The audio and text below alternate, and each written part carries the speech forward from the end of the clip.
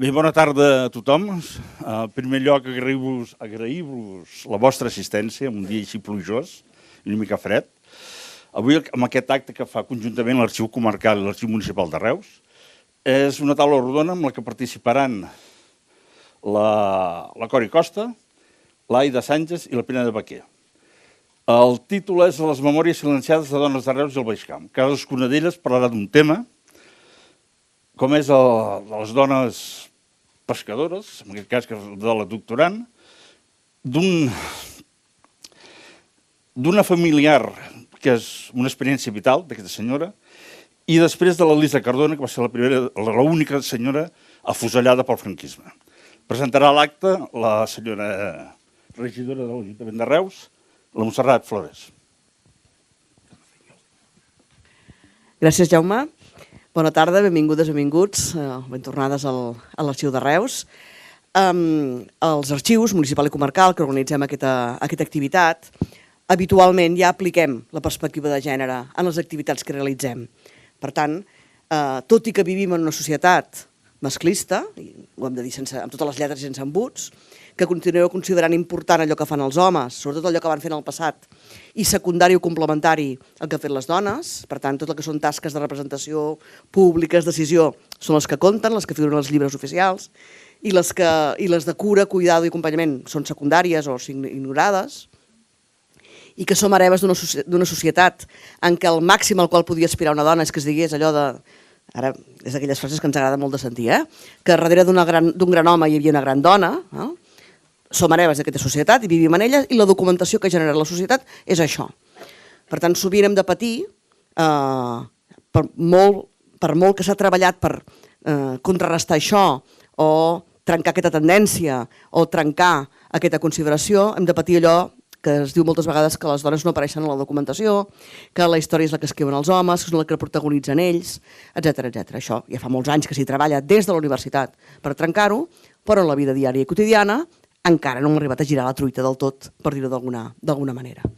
Per això els arxius, i deixeu-me fer aquest petit prèvia de per què els arxius ens involucrem en aquestes coses, els arxius anem a buscar expressament la visió de les dones que per si sola no surt en la documentació perquè no la reflecteix, i per tant intentem fer-les visibles i explicar on són en cada entrada on es vegin. Intentem anar a posar en valor la documentació que generen les dones i que hi sigui, i que la memòria que s'hereti en les generacions futures les reflecteixi una mica més de la que hem heredat nosaltres. Això que fem de manera normal, per tal de deixar una memòria més representativa, durant el 8 de març, amb aquests actes que ja sabeu que al Ciutat de Reus s'allarguen durant tot un mes, per tal de deixar pas a que aquesta visió, aquest canvi feminista, aquesta visió feminista pugui ser expressada des de diferents sectors, visions, aportacions. Doncs en aquests actes del 8 de març, des de l'arxiu, cada any fem alguna cosa que a més ens ajuda a qüestionar-nos el per què. Per tant, no només de normal fer-les visibles, sinó també anar qüestionant-nos el per què. I fa pocs dies aquí es presentava el fons documental d'una dona de Reus, una pintora, la Maria Magda Nogués, i avui, conjuntament amb l'Arxiu Comarcal, fem aquesta taula rodona en la qual escoltarem històries de dones, cosa que no caldria fer expressament si de normal les històries de dones ja apareguessin al costat de les dels homes de manera normal i natural. El que tenim avui són 3 casos diferents, de Reus i de la comarca, d'àmbit laboral, social, d'àmbit de vivència en la guerra i d'àmbit de vivència de la maternitat. I en els 3 casos, allò que les uneix és si això hagués passat amb un home, si això passés amb els homes, seria sobradament conegut o seria sobradament valorat. I és per això que valia la pena posar-les amb elles 3 d'exemple, les 2 dones particulars i un col·lectiu, però a més no només per elles, sinó com a us obrim, us convidem a pensar en quantes com elles tenen aquesta situació i en canvi no ho coneixem, i per tant que no s'acabi aquí, sinó que siguin moltes més les que posem en valor. I a partir d'aquí agraïm moltíssim tant a l'Aida Sánchez Martínez com la Pineda Baquer Ferrando com la Cori Costa Ruiz que ens hagin vingut a parlar d'aquestes dones. Començarem amb l'Aida. L'Aida és historiadora, és doctoranda, està treballant, ara seré poc formal, i a mi de vegades aquestes coses ja em passen. És vallenca, és màster de formació de professorat en ESO i batxillerat, i és doctoranda sobre les relacions de les dones dins de la comunitat pescadora, un àmbit prou conegut, un àmbit que combina la història de les dones i l'antropologia a la Universitat de Barcelona i dirigit per la doctora Quadrada, que és vella amiga de la casa, que també la tenim avui aquí present. Ella participa també en diferents projectes, jornades, cicles i estudis i és membre del grup de recerca en arqueologia medieval i postmedieval, entre molts altres àmbits en els quals treballa habitualment. La Pineda Baquer Ferrando, és historiadora, també, totes venim de la mateixa casa, això també ho hem de dir. És historiadora, ara me recuperaré la xuleta, un moment, perquè això és una cosa que s'ha de llegir ben llegit. Té el postgrau en Direcció i Gestió d'Institucions, Empreses i Plataformes Culturals per la Universitat Pompeu Fabra i també el postgrau en Llibre i Lectura en la Societat de la Informació per la UOC. Ha treballat durant gairebé 20 anys a l'Institut Ramon Muntaner i en aquest moment la tenim també dirigint projectes culturals al Port de Tarragona. Dit així, si alguna d'elles vol fer alguna precisió... Dirigir projectes, deixem-ho així. Dirigir projectes, deixem-ho així. I la Cori Costa Ruiz, que és una persona que moltes coneixereu de Reus, la Pineda és de Vilaseca, això no ho havia dit, la Cori Costa Ruiz, que moltes coneixereu de Reus, sobretot aquells que hagueu freqüentat el mercat i altres àmbits, àmbit de carnaval i altres àmbits de la ciutat, allò que tenim a Reus, que hi ha molts entorns en què les persones ens coneixem molt. Ella ens parlarà no com a investigadora, sinó com a testimoni. I, per tant, d'allò que va viure a casa i d'allò que va viure respecte a la seva àvia, diguem-ho així, ella en acabat ja explicarà el què concretament. Presentades totes tres, jo li passaria la paraula a la Ida i li demanaria que ens expliqués què en sap ella o què n'ha arribat a saber ella tot aquest temps parlant amb elles, investigant-les i analitzant-les, del paper de les dones en una comunitat ja prou coneguda habitualment com és la comunitat de la Mar, a Cambrils. Bé, has fet una referència que diu si aquestes històries els hi passessin als homes, què hagués passat? Doncs en el meu cas jo sí que tinc l'exemple, perquè elles no han estat estudiades, han estat molt escassament estudiades, sobretot en els últims anys, però els homes sí que han estat molt estudiats a través de la història de la pesca i de la història econòmica, fins i tot laboral. Per tant, jo sí que tinc aquella part de que si haguessin estat els homes que hagués passat. I òbviament tots aquests estudis han estat sempre protagonitzats pels homes sense tenir en compte quina tasca feien les dones, perquè cap estudi diu que sense aquestes dones aquells homes no haguessin pogut fer totes les tasques i totes les feines que feien a la mar. Jo quan vaig començar a fer aquest estudi, vaig començar a Cambrils, és un estudi que porto uns anys fent i que gràcies a la col·laboració de la meva directora he pogut ampliar gairebé tota la costa catalana i també amb l'obtenció d'ajudes i de beques econòmiques. Per tant, parlaré del cas de Cambrils, però que és bastant extens, tot i que alguns ports tenen particularitats, a gairebé tota la costa. Elles han passat amb un anonimat perquè totes les tasques que feien es consideraven que eren de suport. És a dir, quin tipus de suport? Doncs el familiar, aquelles tasques que per ser dones estem obligades a fer, ja siguin les cures, ja sigui cuidar de la gent gran i de la canalla, però a més l'ajuda perquè com que tu ets filla de pescador, ets dona de pescador i ets mare de pescadors, tens com una cosa que ja saps fer, que tu has vist fer de la teva mare, una transmissió de coneixements que et ve per tradició familiar, de la teva àvia, de la memòria oral, de les teves tietes, i per tant ho has de fer com una obligació perquè ell pugui sortir a pescar. La tasca important és l'econòmica, la que porta els diners a casa, d'acord? Per això potser també ha passat més desapercebuda en el cas de les dones, però realment si aquestes dones no haguessin fet unes xarxes, no haguessin anat a vendre un peix, no l'haguessin traginat ajudant a baixar aquest peix perquè no només feien i reparaven tasques, doncs no s'hagués pogut fer aquest intercanvi econòmic, aquesta transacció econòmica. A més, què ha passat? Que al llarg dels anys, tu ho has referenciat molt bé en la teva intervenció, s'ha donat importància a un tipus d'història que pertanyia a les èlits, i aquesta gent no pertanyia a les èlits. Tant els pescadors com les seves dones formen part de la microhistòria i de la història social, una història que fins fa, 50, 60, 70 anys no ha tingut cap mena d'interès ni s'ha començat a estudiar, i això no només ho hem d'aplicar a persones concretes, com és el cas de les meves dues companyes, sinó sobretot també en els col·lectius, no només amb els col·lectius de la pesca, com poden ser els de les teixidores, com poden ser altres col·lectius que anònimament potser no tenien cap mena d'importància, però han tirat endavant l'economia, la família i les ciutats en molts cops fins i tot, sent la majoria de la plantilla, la majoria de les dones que s'hi dedicaven. Fora d'això, Només dir que són protagonistes realment perquè sense elles els homes no haguessin pogut tirar endavant i les societats tampoc, no només amb el que és immaterial, que seria el coneixement i les cures, sinó també amb el que és material. Elles són propietàries, elles gestionen diners, elles poden gestionar la barca perquè quan no hi ha descendència masculina elles es convertiran en les armadores. Per tant, sí que és veritat que les dones potser no van a pescar amb aquesta explotació econòmica, però són les que reparteixen els sobres, les que manen a la barca, les que al final, com que no hi ha línia masculina, les que faran que aquesta barca quedi en herència i per tant han de tindre el seu protagonisme i tenen el seu protagonisme, el que l'hem d'anar com descobrint una mica. Hi ha un fenomen que nosaltres no tenim present amb el cas de Cambrils perquè va ser molt menor, que és la indústria, no? Però en altres llocs de Catalunya sí, la comparativa ha de ser i és evident.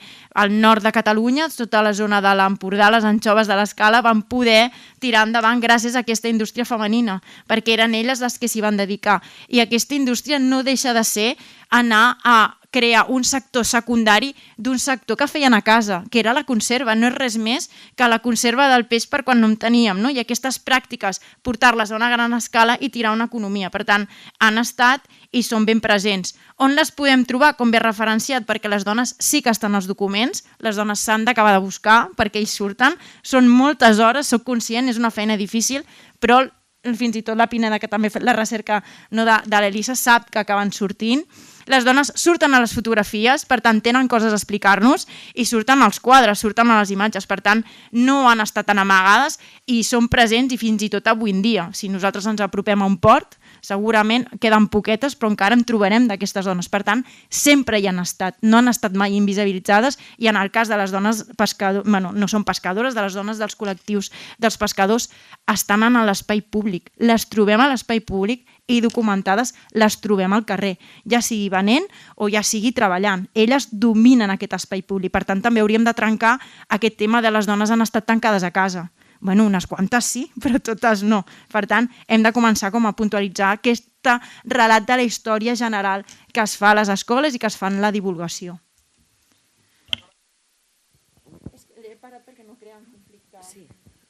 Perdoneu. Tu parlaves d'alguns conceptes que tu tens superconeguts, perquè tu vist el tema, però aquí som de terra endins i tot i que hi ha persones que puguin conèixer la realitat de Cambrils, hi ha algunes coses que has esmentat que potser no ens resulten familiars. Has parlat d'armadores, has parlat de repartir el sobre, has parlat de les dones que hem anat tots al Cambrils i les hem vist allà, però què hi fan allà? I què són realment les dones armadores? Quin és el paper que tenen en aquesta societat marinera? Fan totes el mateix, les dones del món de la mar? Ens pots entrar una mica en detall? No, totes no fan el mateix. Totes sembla que fan el mateix, però al final, pels que no sou tan propers al mar, jo tampoc ho sabia, i a mi això em va costar molta introducció. Segons el tipus de pesca, hi ha una xarxa diferent i no la tècnica és la mateixa. No és el mateix anar a buscar pop que anar a buscar la sardina, per exemple. Per tant, es necessiten diferents tècniques i diferents materials. A més, ara és molt més fàcil perquè tot és molt de plàstic, però en el seu moment, per fer les xarxes s'havien de tenyir, s'havia de fer tot un procés molt complicat i molt laboriós. A més, tenen com especialitats, no? Abans hem dit les armadores, hem dit les dones que fan les xarxes, les remendaires, també hi havia les tragineres, no? Doncs totes tenien un paper. Molts cops aquest paper queda fusionat amb la mateixa persona perquè al final són empreses familiars, com avui en dia, vull dir, una empresa familiar és petita, té recursos que té, per tant ha de tirar endavant amb els que són i amb els que poden ajudar. Ells s'han de tindre aquest concepte d'empresa familiar. Per tant, totes necessitaven l'ajuda de totes. Traginar, doncs portar el peix fins a la subhasta. Anar-lo a vendre, lògicament, portar-lo no vol dir que estigui a la peixateria, però és portar-lo fins a la peixateria per poder-lo vendre. Les peixateres, òbviament, també estan molt reconegudes perquè potser és la part més femenina que hem vist d'aquest ofici. Penseu que aquest peix també s'havia de cuinar, per tant, la gastronomia. També, és que podien passar amb totes les armadores, les propietàries d'aquests vaixells. És a dir, tenen tots els papers de l'auca, d'acord? No només queda amb els homes. I després el tema de repartir el sobre. És un tema que és bastant curiós perquè quan arribava l'home, portava el sobre amb el que havia tret del dia i això acostumava en algunes famílies, de diners, el sobre de diners, això acostumava en algunes famílies a que el sobre li donava a la dona. I la dona no només l'administrava, sinó que treia la part. Què és la part? El que li tocava a cada mariner que havia anat en aquella barca. I aquests diners no acostumaven a donar-se al mariner, acostumaven a donar-se a la dona del mariner.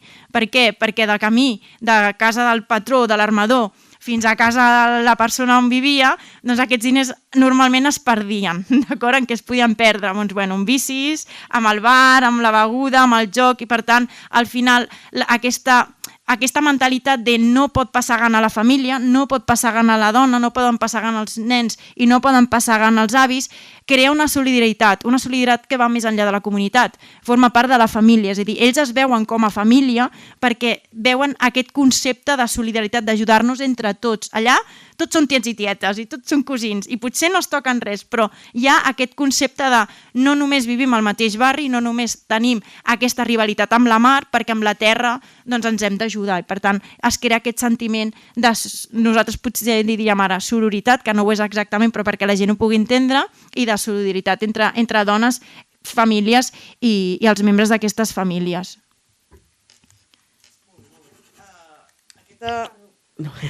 Aquesta no visibilitat de la feina, de coneixement de la feina, de veure-les totes allí posades, en un altre context hagués pogut ser diferent? És una pregunta una mica difícil, però... Bueno, no només amb el món de la mar, jo crec que en tots els contextos, en tots els àmbits que podem parlar, no? Des de la història econòmica fins a la història bèl·lica, si s'incloés aquest relat de les dones, tot ho veuríem diferent, lògicament, perquè al final ens falta, no? Sempre dic el mateix i potser és molt repetitiu, però és que ens falta la meitat de la història. No només la meitat de la història amb segons quin sector, sinó la meitat de la història més a prop que tenim, que quan ho explico a l'escola o faig les visites guiades amb escolars, dic, és que ens expliquen la història de gent que nosaltres tenim molt lluny, perquè cap dels nostres avantpassats va ser un rei o cap dels nostres avantpassats va ser de la noblesa, potser algú sí, però la majoria no. La majoria era gent treballadora que tirava endavant doncs això, l'economia d'una ciutat, d'una regió, d'un poble, i és el que menys ens ha arribat i el que no s'explica, el que s'han de fer activitats especials, no? I al final és la nostra història, la que ens ha arribat, la que formava part de les nostres famílies. Per tant, és molt important també per fer aquesta consciència de que la història que s'explica és només la d'uns quants i molt selectes, no la de tothom, i ni la més important.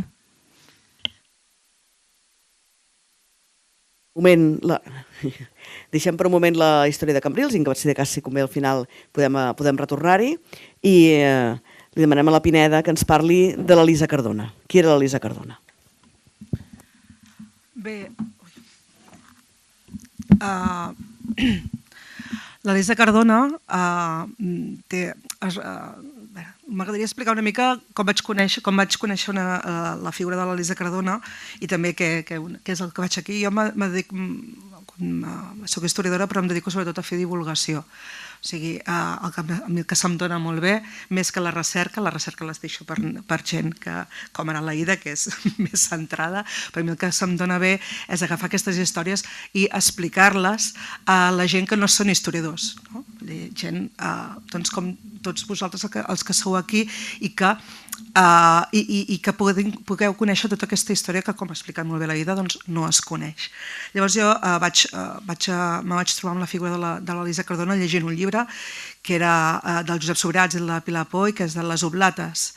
És un llibre que es diu Les Oblates, 1931-1941, presó de dones de Tarragona, que, com el seu nom indica, explica la història del convent de les Oblates que durant el primer franquisme va actuar com a presó de dones.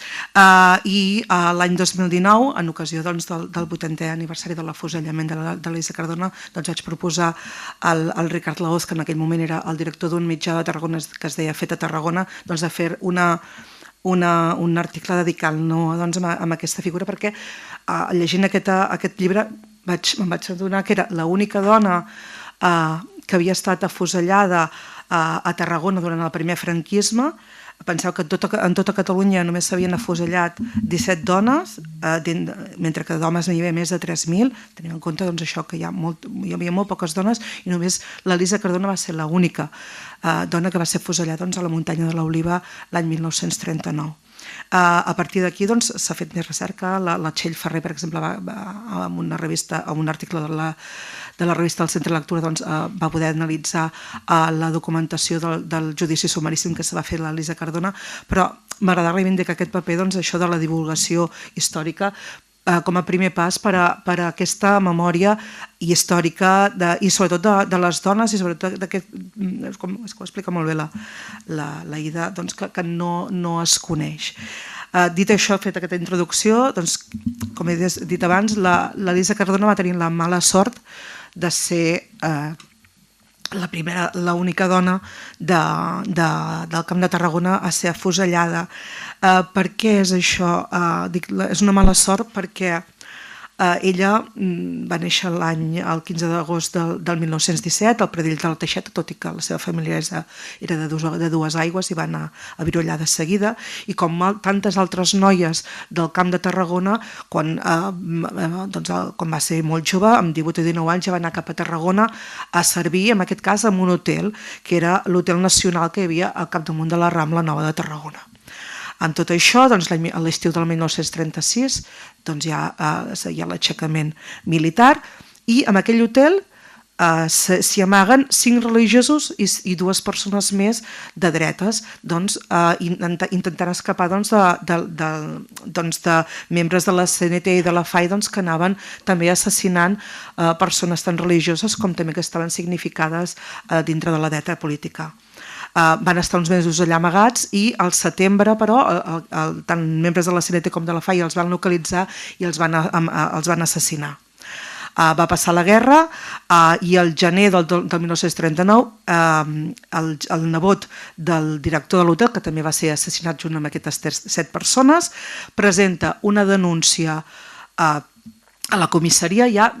Només arribar els franquistes a Tarragona, el primer que fa aquest nebot, que accedeix a la direcció de l'hotel en substitució del seu oncle, és anar a posar una denúncia directa contra l'Elisa Cardona, acusant-la que ella havia estat qui els havia delatat. D'acord? Perquè us imagineu també la rapidesa de tot el sistema de repressió. O sigui, vull que entengueu que al gener el Jerónimo García, que és el nebot del director, fa aquesta denúncia. Al febrer, 2 setmanes després, la Guàrdia Civil va buscar l'Elisa a Dues Aigües perquè ella havia tornat amb la seva família a Dues Aigües. Al març se celebra el judici sumaríssim i a l'abril, ja només 2 mesos després de la seva detenció, és afusellada a la muntanya de l'Oliva. Això podeu imaginar-vos quines garanties processals tenia tot aquest sistema.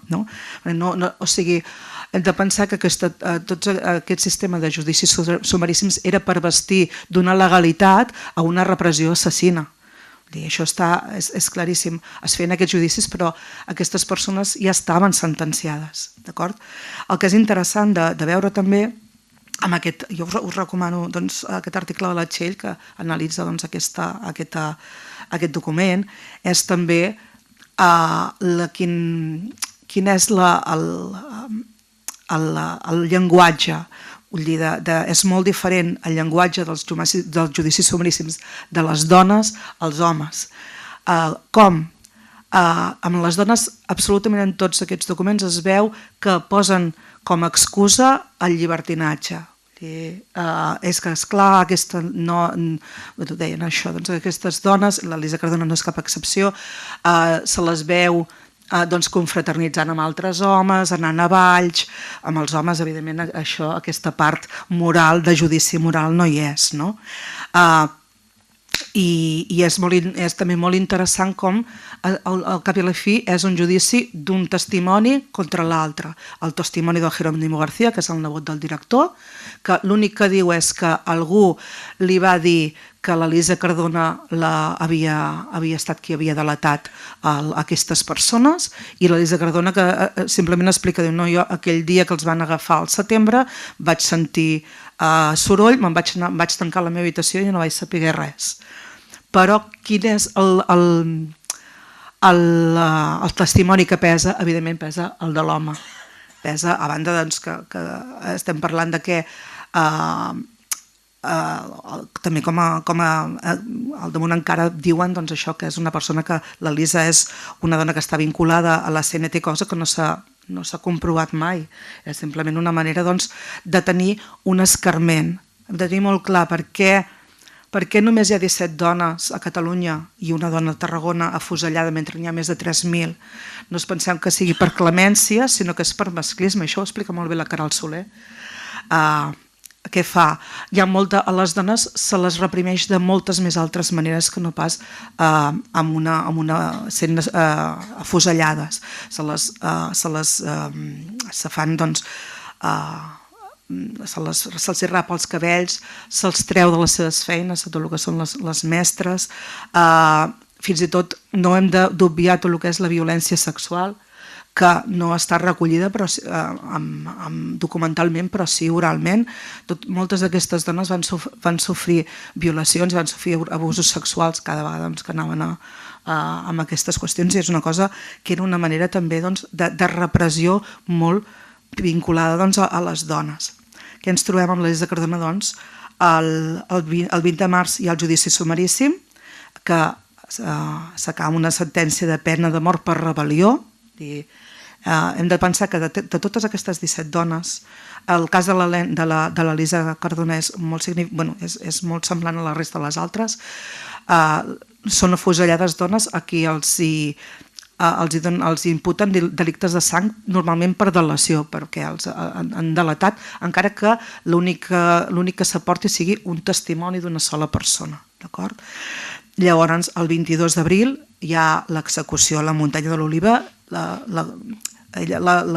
L'Elisa no va arribar a anar mai a la presó de les Oblates de Tarragona, al convent, perquè a l'abril encara hi havia totes les dones que estaven detingudes, estaven encara a la tercera planta d'allà del castell, d'allà de Pilats. Per tant, no es traslladen les dones, no es traslladen fins al convent de les Oblates fins al 6 de juny del 1939. Per tant, el que fan és agafar l'Elisa Cardona, la pugen en un carro junt amb 22 homes més, entre els quals hi havia el doctor Battistini, que era el director de l'Hospital de Santa Tecla, i la fusellen a la muntanya de l'Oliva, i és la història tràgica de l'única dona que va ser afusellada al Camp de Tarragona durant el primer franquisme.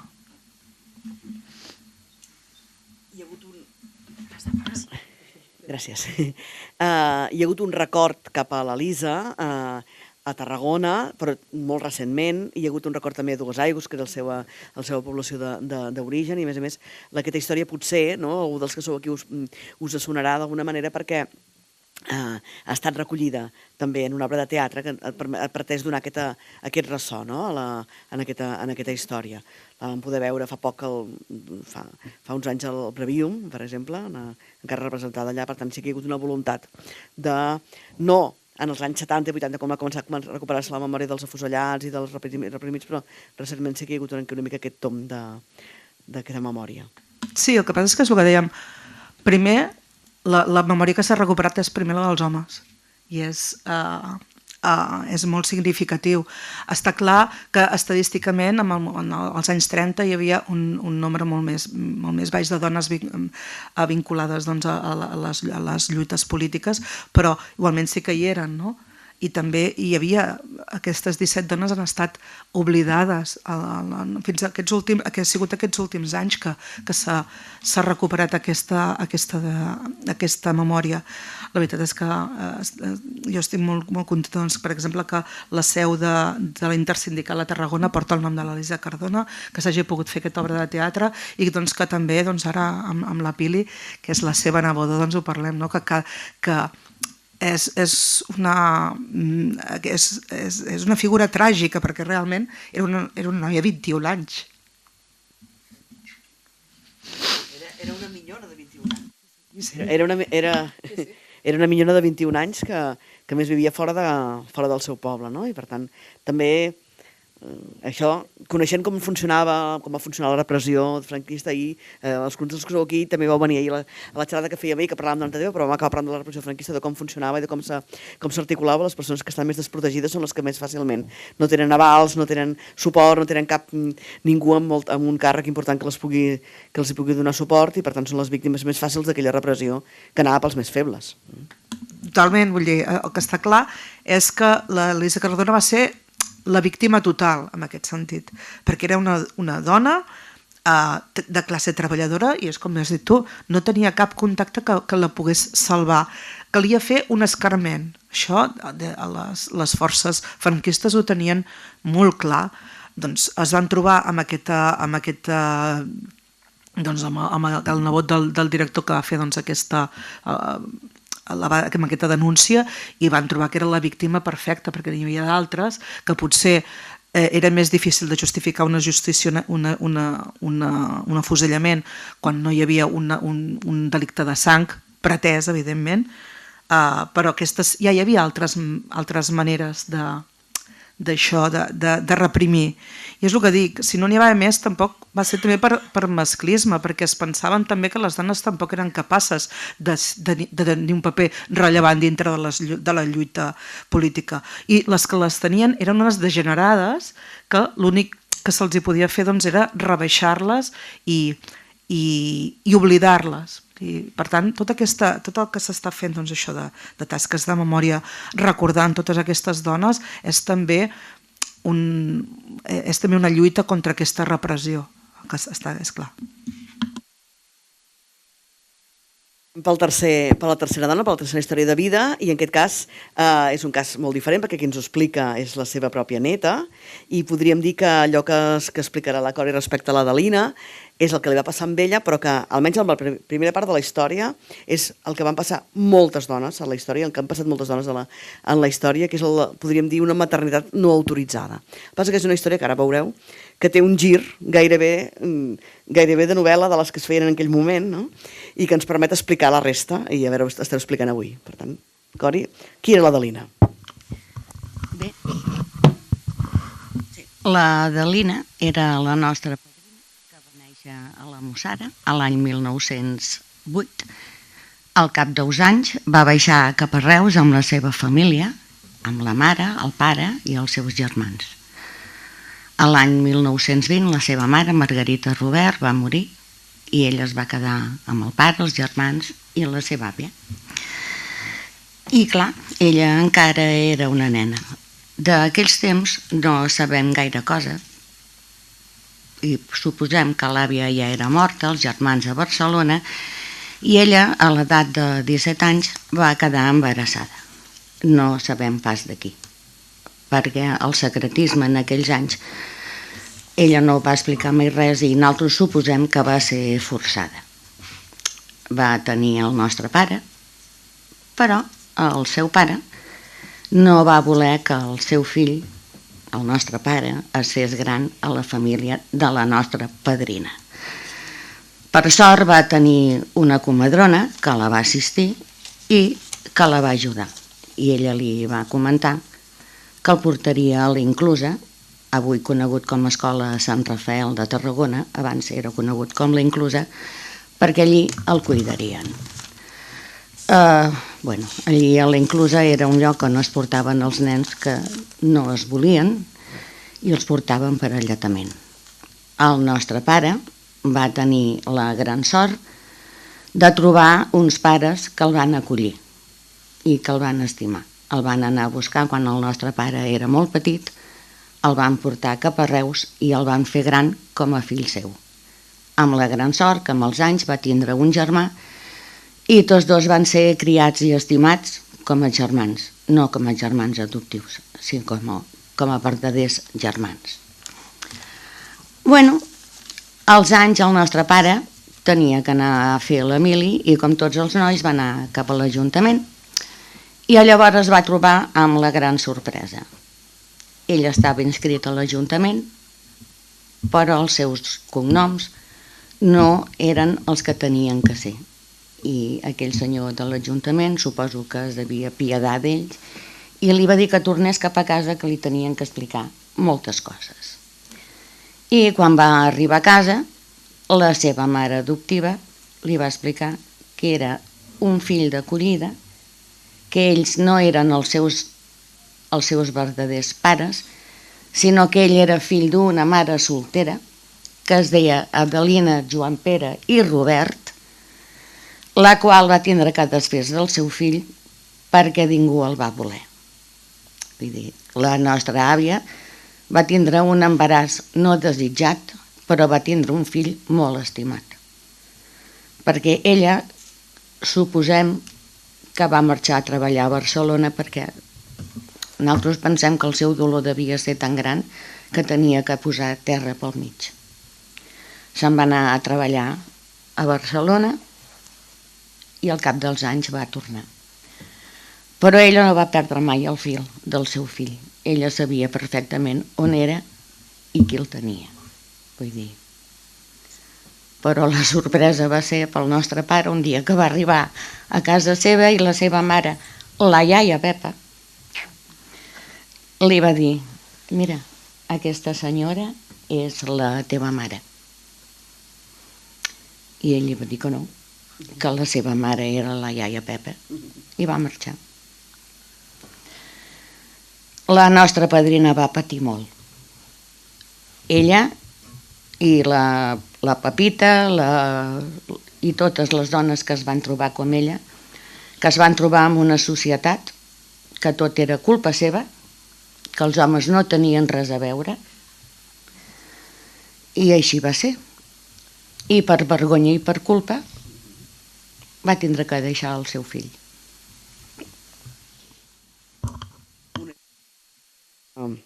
Una història que evidentment us pot sonar de molts altres casos, d'aquestes maternitats solteres que per sort el fill va viure, perquè en molts altres casos no es deixava que arribessin a néixer.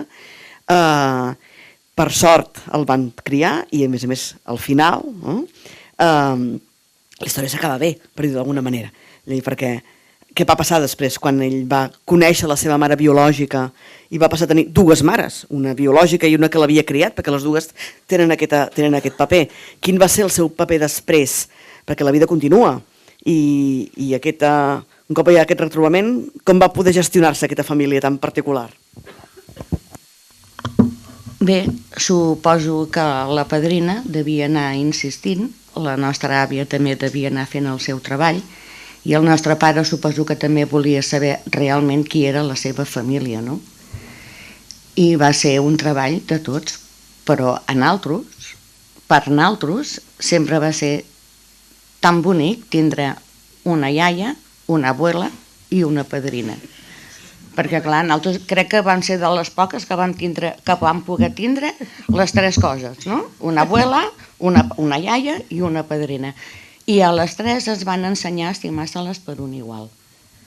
Vam tindre la gran sort que la nostra àvia va conèixer una gran família quan va tornar de Barcelona, va entrar a servir a la casa dels senyors Antonio Plana i Maria Lluïsa Piller.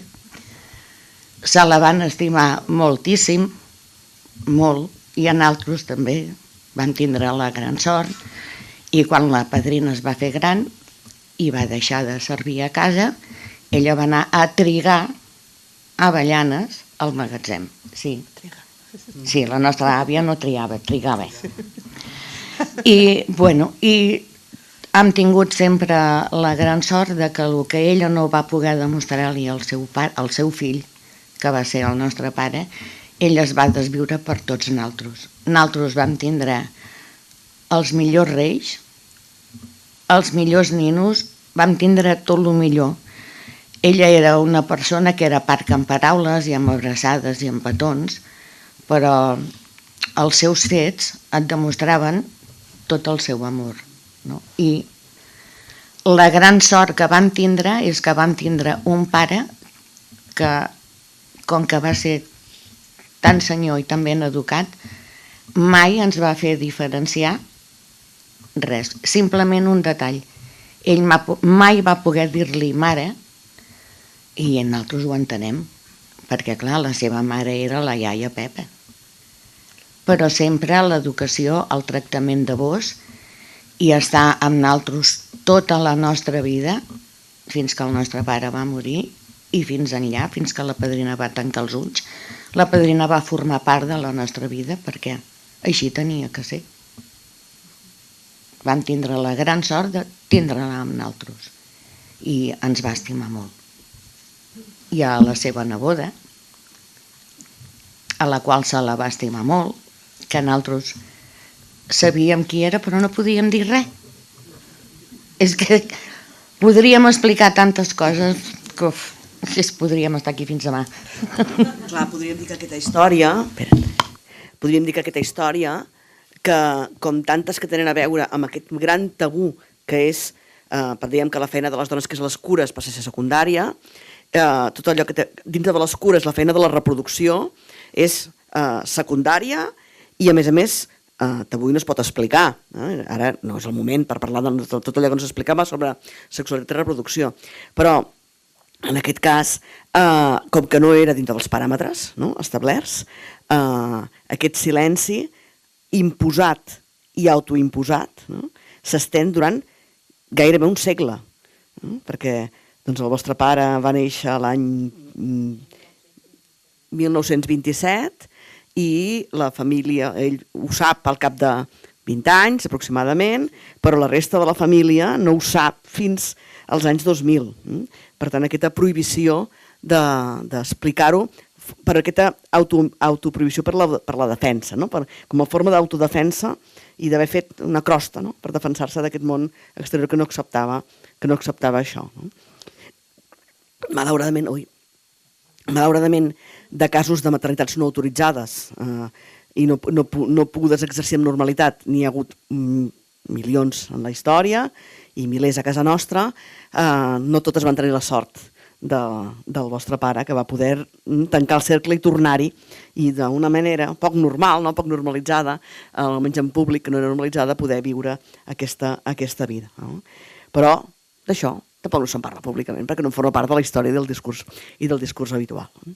Com veieu, són 3 històries diferents que hem volgut recollir avui en àmbits molt diferents, la laboral, social, en aquest moment de repressió de postguerra i aquesta que té a les cures, però pensàvem que servien, i segurament molts de vosaltres, ara mentre les escoltàveu, podíeu anar reflexionant sobre altres dones que han tingut històries, que no és per elles en particular, sinó per allò que representen, que també es podrien incloure i podrien haver estat assegudes avui aquí i avui podíem parlar-ne.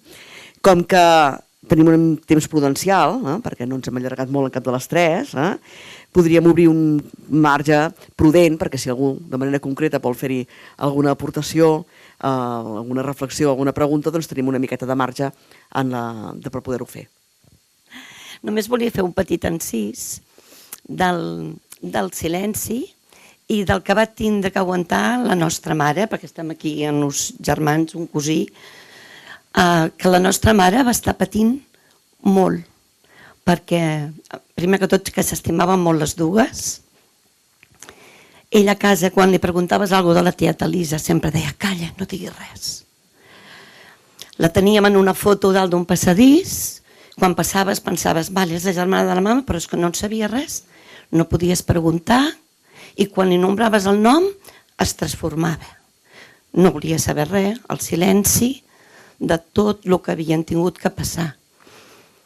Això també, jo sempre dic que la tieta la van afusellar 2 vegades, perquè el dels trets i després el que haurà fet aquesta dona perquè l'han afusellat. Això en un poble petit, doncs allí es van enterar pel diari, quan va arribar al diari i van veure les defuncions i va sortir Lisa Cardona Oller i així es van assabentar que l'havien matat. És que és molt fort. El poble, llavors, què passa? Què haurà fet? Els meus avis destrossats, perquè la mare això, al final de la seva vida, va tindre Alzheimer i llavors ho deixava anar tot. I això, ara es diu així, però és molt fort. Perquè com llavors la malaltia aquesta no era prou conscient del que deia, va ser quan va començar a parlar amb la Pilar Poy, una noia molt dolça, se va apropar molt amb ella i ella va deixar anar coses que que penso que són importants de recordar-ho també, perquè també van patir molt la cosa aquesta del silenci, del callar i el caure fet amb persones que s'estimaven molt. Només volia dir això i moltes gràcies per poder fer aquests records perquè són molt importants. Sí, moltes gràcies, Pili. És que realment és això. I a més és que ho has explicat molt bé.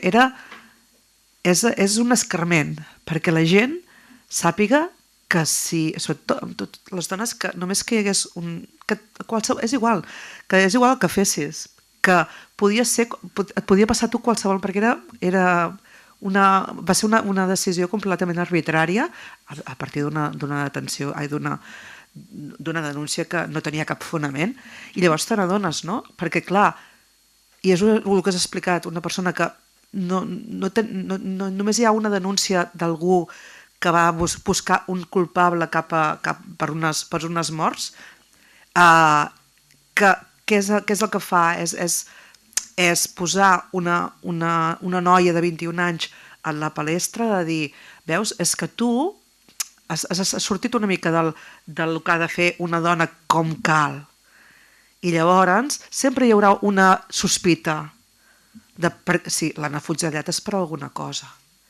Quan realment és això, i és el que buscava realment aquesta repressió franquista, és tenir tota la població i especialment les dones totalment subjugades amb aquest què diran també, i amb això jo crec que reivindicar la figura de totes aquestes dones, i en aquest cas de l'Elisa, és també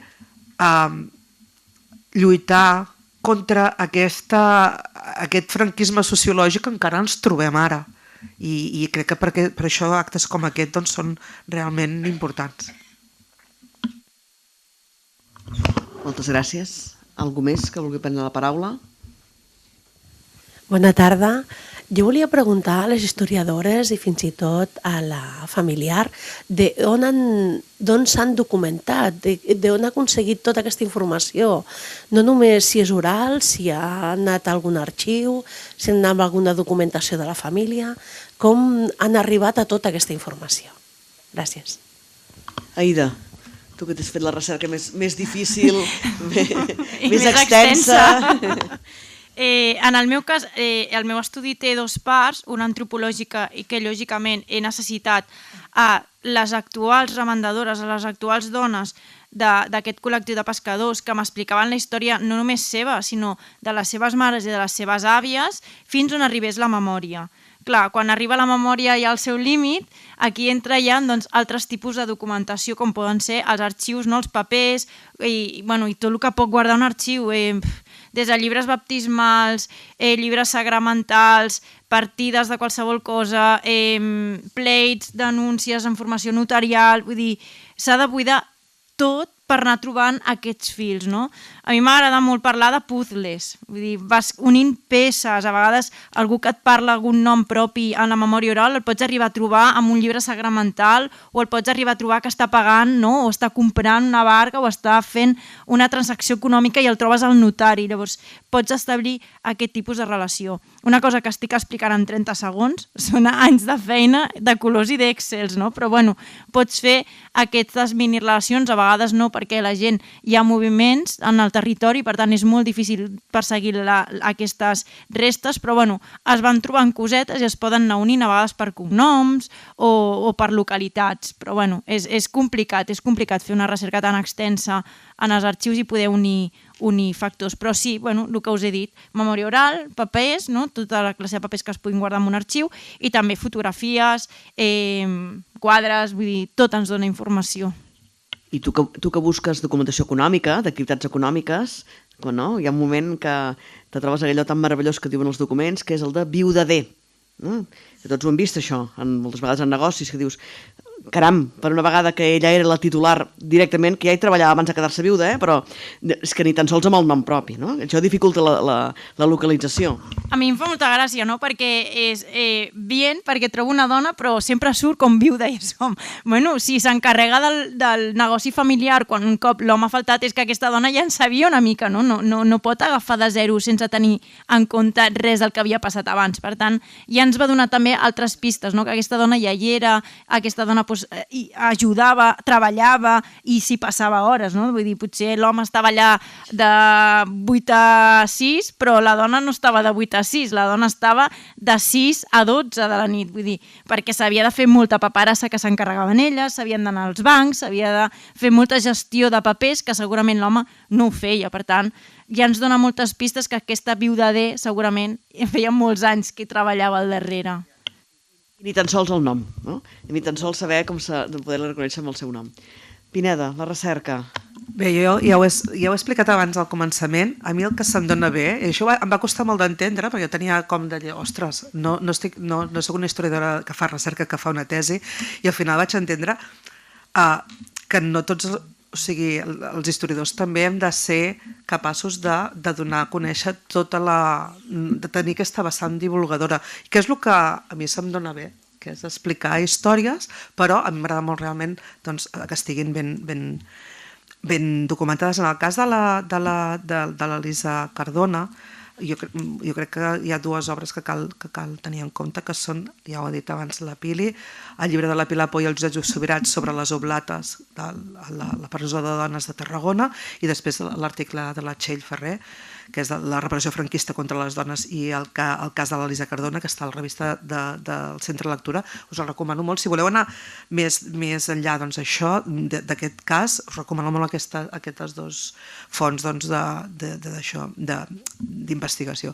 Jo amb el tema de la recerca, jo vaig ser alumne també de la Coral Quadrada, que està aquí, i va dir me recordo molt d'una cosa que va dir, que és que diu, la recerca, per fer recerca has de tenir tres coses. Has de tenir paciència, diners i sort. Jo no tinc tres del cap de les tres coses. Per tant, sí.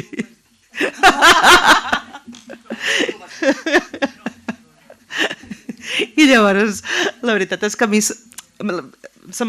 vaig entendre que quan vaig entendre que realment el que se'm donava bé era fer articles per a que la gent conegués la història, perquè moltes vegades aquestes recerques i això, la història d'un problema que té ara és que la història acadèmica moltes vegades que sembla que només s'hagi de fer per altres historiadors, no? Ui, no és el meu cas, perquè tot el dia xerro.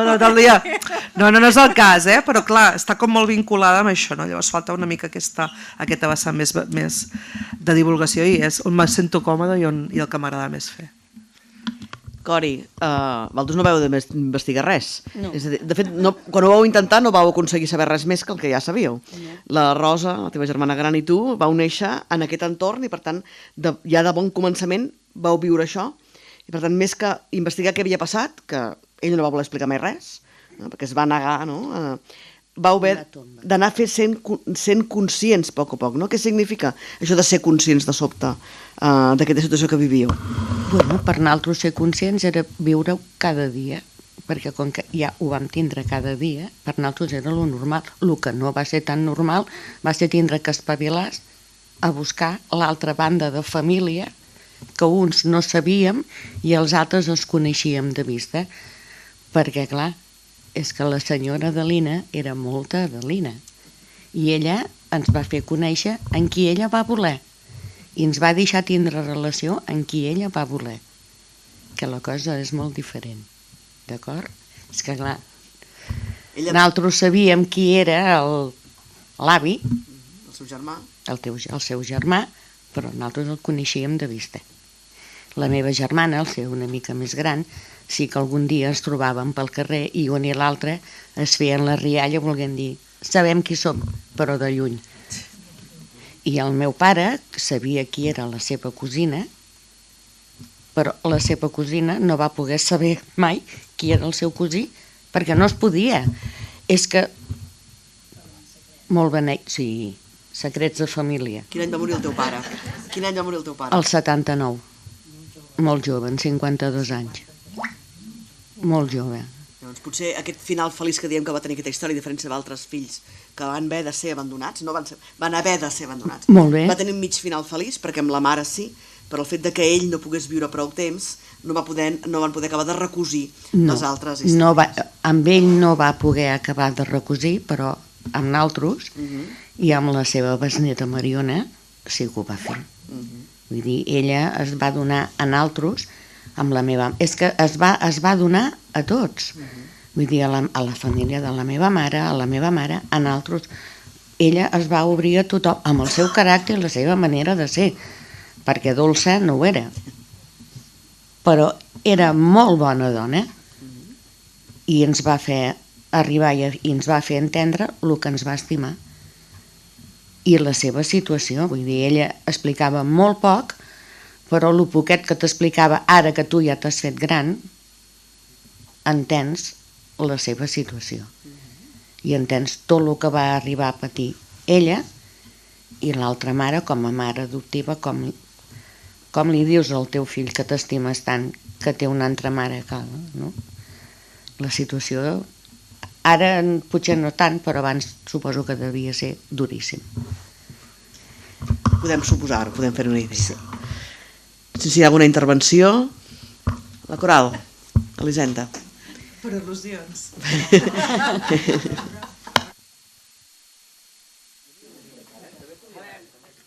Sí, és clar, és per al·lusions. És que la Pineda ja fa molts anys que em va tenir de professora, però... A veure, sí que hi havia 3 coses. Sí que n'hi havia 3. El que passa que tu t'ho has arreglat una mica.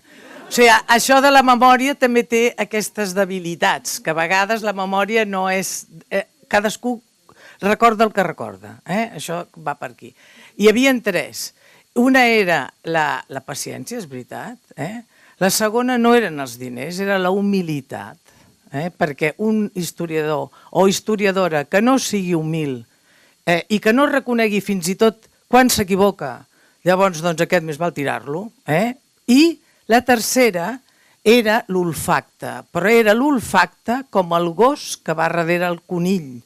És a dir, tens que anar darrere la presa. I això què vol dir? Que a més has d'haver-hi una tenacitat i una tossideria tremenda, perquè si no, doncs passa el que passa, no? Passa el que passa, que te'n vas amb un arxiu i pots... Bueno, en un arxiu avui en dia, d'aquella manera, perquè avui en dia que hi ha tantes coses online, doncs t'estàs a casa amb pantaló curt i xancles i vas passant les imatges parlo per la Ida, les imatges dels protocols notarials del segle XV. Molt bé, però vol dir que n'has de passar molts milers per arribar a trobar aquella cosa. Vull dir que si no hi ha tenacitat, si no hi ha olfacte, si no hi ha humilitat i si no hi ha paciència, deixa-ho córrer.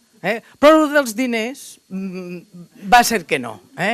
Va ser que no. I després una altra cosa amb això de les viudes perquè depèn, depèn. Ara, cuidado, la vídua en molts moments de la seva vida és la que mana. I no només és la vídua la que mana, sinó que la mare, o sigui, la mare també és la que mana. Vull dir, i parlo de, evidentment, jo soc medievalista, però després durant tota l'època moderna i a vegades fins al segle XVIII almenys, a veure, quan les parelles joves entren a viure a casa els pares, és la gran, és l'ama, la que talla el bacallà. I la jove es diu jove. Es diu jove perquè sempre és jove i no manarà ni tindrà un protagonisme fins que l'altre s'hagi mort. Vull dir que tela, vull dir que això de que resulta que, pobretes, nosaltres que mai hem fet res, no hem tingut poder, ja ho veurem. I després, penseu que a Catalunya, perquè no passa a Castella, ni passa a València, ni passa a Mallorca, tenim, i ha durat molt de temps, la institució d'hereu. I la institució d'hereu què vol dir? Que molt bé, que es deixava tot el patrimoni en el fill primogènit, no? Bueno, però amb la institució d'hereu hi havia la pubilla catalana. I la pubilla és catalana. I quan la pubilla és pubilla, a l'edat mitjana, després es va perdent, però dura molt, la pubilla manté el nom de la casa, que el cognom no és ni d'ell ni d'ella, pobretes elles, que no sé què. No. Ella manté el nom de la casa i els fills es diuen com es diu ella.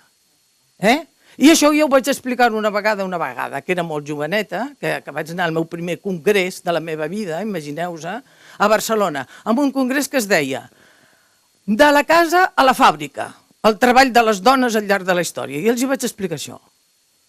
I us dic en sèrio, i a més els hi donava tants per cent, estadístiques, perquè jo ho havia treballat amb capbreus, amb dos senyories feudals, i resulta que amb una n'hi havia el 12%, l'altre el 14%, no sé què, no sé quantes, els hi vaig explicar tot això, i escolteu, estic parlant dels anys 80, vull dir que jo ja tinc una edat. Bueno, doncs escolteu, tant les franceses com les angleses, tot això em van dir que on anava, perquè això, què era? Que el feminisme en el segle XIV no hi era. Jo deia, és que no és feminisme, és que no és feminisme, és que és el nom de la casa, és el nom de la casa. Llavors, doncs, es van enfadar tant que això mai ha sortit publicat, no m'ho van publicar. Van publicar tot el congrés, però la meva comunicació, no. O sigui, això us ho dic jo. I eren dones. Eren dones. Vull dir, la repressió femenina també ha existit. Cuidado. L'explicació que dèiem al començament de que fa molts anys que s'intenta, no?, que la història reflecteixi això, doncs la coral que tenim aquí present és una de les responsables que en el seu entorn més immediat, en aquest cas a la URB i molts altres llocs en els quals ella ha tingut aquesta intervenció, ajudi a començar a capgirar aquest discurs. I per tant, allò que és la recerca, que és el que la recerca dona, com ella ha explicat molt bé, que la història oficial deixi de parlar només dels reis, prínceps, comtes i tot en masculí i comenci a reflectir aquesta realitat que moltes vegades encara no es reflecteix i en la història que s'explica sovint encara no hi és. Per tant, la llavor que va començar a sembrar la coral fa 40 anys l'hem de continuar regant avui en dia perquè encara no hem arribat a capgirar aquest relat oficial. Moltes gràcies a tothom per ser avui aquí. No ho hem dit al començament, però aquesta xerrada s'ha gravat perquè volíem que aquesta memòria que s'ha explicat avui d'aquestes dones quedi formant part de la memòria que es recull en aquesta casa i per tant es publicarà, com publiquem sempre les activitats de les xerrades de l'arxiu que es graven i per tant podrà ser consultable a partir d'ara, no només pels que heu sigut aquí, sinó que aquesta memòria vagi sent present en altres que ho puguin llegir des de casa. Moltes gràcies a tothom.